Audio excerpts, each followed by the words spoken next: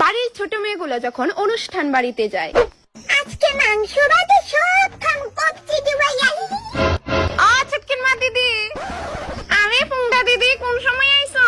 কোন বেলা? ওই কইতাছে কিতা গিফট আনছো মায়ের লিগা? 1000। 150 টাকার কাছের বাড়ি সেট অনেক ভালো থেকে প্যাকেজিং করে আনছি যাতে কেউ টেন না খায়।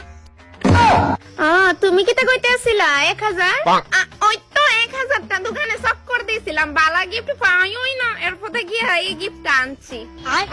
থু, আমি মায়েরে রাইস কুকারের সেট দিছি, রাইস কুকারের সেট। আমারই তো বাড়ি কাপ দিতে লজ্জা লাগে, খারাপ করে না আবার।